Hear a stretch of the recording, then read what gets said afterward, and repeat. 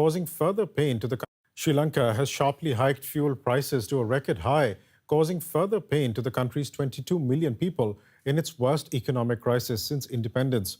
Sri Lanka has pretty much run out of fuel, and that's been reported widely. But what we haven't seen so far is the desperation that a common person is facing because of the drop in supply. How every single day in the country has become a battle for so many people, a battle for survival. DW's Manira Chaudhary and Sharik Ahmed spent a day with auto rickshaw driver Dilan Simpson in Colombo. Since the fuel shortage has started in Sri Lanka, it's very difficult to find fuel. So I have stayed without fuel for 2 to 3 weeks, and it's very hard to run my day-to-day life. Even if I have to get fuel, I have to stay the whole night to get fuel. There is no petrol in this petrol station, so I went and asked from them. They were like, no petrol here. And because of the fuel, to be honest, I didn't get passengers. I was like staying in the queue for the whole week to get petrol. Like if I get petrol today, tomorrow I'll run the day, and day after tomorrow I have to stay in the queue again. Because of that reason, so I have to anyway skip one day to stay in the queue. So I will be losing passengers for the one whole day. And yeah, that's a big loss for me. Since the fuel price has gone high, we also had to increase our fare. So when we increase the fare, the passengers, they can't also afford the price.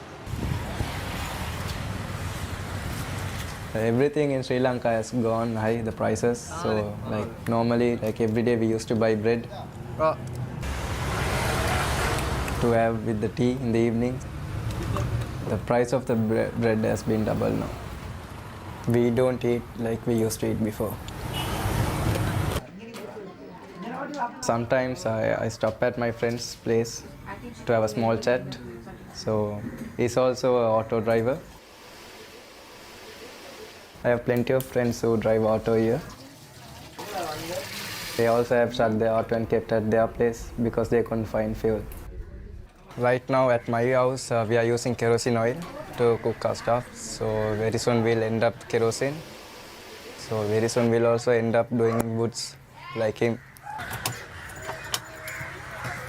I have done engineering and it's hard to find a job.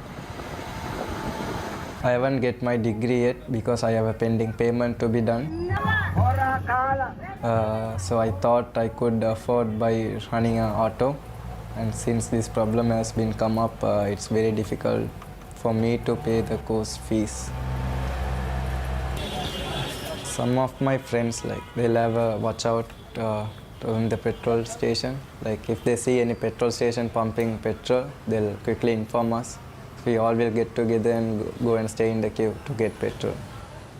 I have come here to pump petrol, so my friend gave me some fuel, and that won't be enough for me to run the whole day.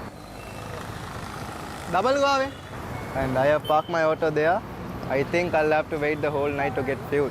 So if I'm lucky, I'll get the fuel by tomorrow morning. I never thought that my country will end up like this. Right now there is no future. There will be a future in Sri Lanka, but it will take some time for the country to recover.